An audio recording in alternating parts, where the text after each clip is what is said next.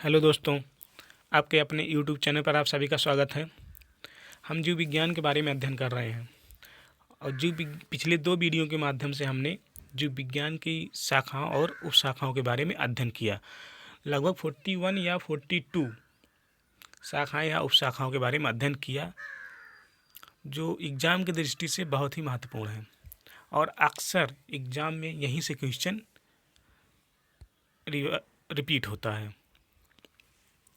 आज हम जीव विज्ञान से संबंधित प्रमुख शब्दावलियों एवं उससे संबंधित उत्पाद के बारे में अध्ययन करेंगे, जो कि एग्ज़ाम की दृष्टि से बहुत ही महत्वपूर्ण है। अक्सर एग्ज़ाम से उसकी शाखाओं या उससे संबंधित उत्पाद, जो शब्दावली है उससे संबंधित उत्पाद से 1 या 2 क्वेश्चन हमेशा पूछा जाता है एग्ज़ाम की दृष्टि से, जो कि बहुत ही महत्वपूर्ण है। तो अगर हम पहली शब्दावली की बात करें तो पहली शब्दावली है एपी कल्चर। एपी कल्चर के अंतर्गत हम मधुमक्खी पालन करते हैं, यानी कि व्यापारिक स्तर पर शहद उत्पादन तथा फसलों में परागण हेतु मधुमक्खी पालन। अगर हम दूसरी शब्दावली की बात करें तो वो है एवी कल्चर। एवी कल्चर के अंतर्गत हम पक्षी पालन करते हैं, मतलब पक्षी पालन करते हैं। अगर हम एक्वा कल्चर की बात करें तो एक्वा कल्चर के अंतर्गत हम जलीय जीवों का संवर्धन करते हैं। जलीय जीव के अंतर्गत वनस्पतियां एवं जंतु दोनों आते हैं। एल्गा कल्चर एक्वा कल्चर का एक तरह से कह सकते हैं उसका प्रकार है, जिसके अंतर्गत हम शैवालों की कृषि करते हैं। पीसी कल्चर के अंतर्गत हम मत्स्य पालन यानी कि मछली का पालन करते हैं। एग्रीकल्चर के अंतर्गत हम फसल संवर्धन, पशुपालन तथा कृषि से संबंधित चीज़ों को करते हैं, यानी कि एग्रीकल्चर के अंतर्गत पशुपालन और कृषि दोनों आते हैं। सेरीकल्चर किससे संबंधित है? रेशम कीट के पालन से ही हम कच्चे रेशम का उत्पादन करते हैं।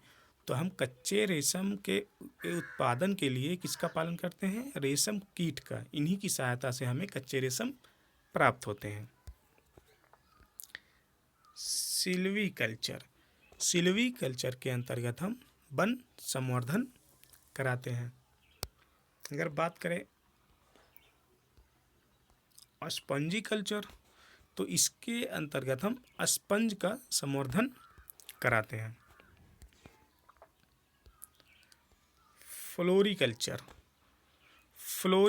के अंतर्गत फूलों की खेती या पुष्प कृषि की जाती है।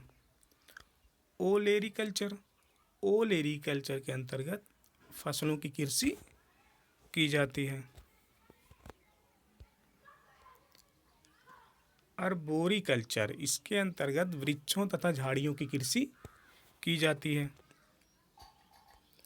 हॉर्टिकल्चर के अंतर्गत फूलों, फलों, सब्जियों व मसालों की खेती की जाती है। पोमोलॉजी के अंतर्गत फलों की कृषि की जाती है।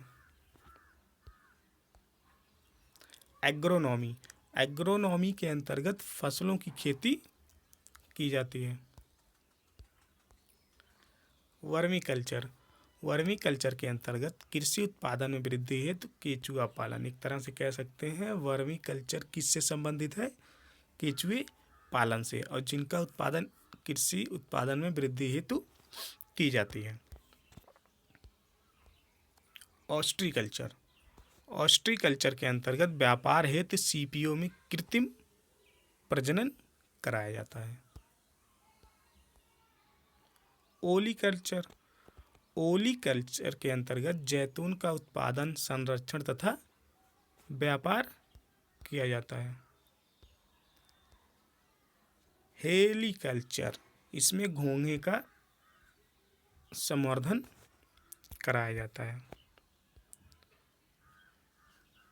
विटीकल्चर, विटीकल्चर के अंतर्गत अंगूर उत्पादन कराया जाता है। मेरीकल्चर, मेरीकल्चर के अंतर्गत मानव उपभोग हेतु समुद्री जीवों का संवर्धन कराया जाता है। अगर हम बात करें मोरीकल्चर, तो मोरीकल्चर के अंतर्गत शहतूत की खेती की जाती है, शहतूत की खेती की जाती है। सिट्रीकल्चर, सिट्रीकल्चर के अंतर्गत खट्टे फलों व फल उत्पादों का संवर्धन कराया जाता है। अगली शब्दावली है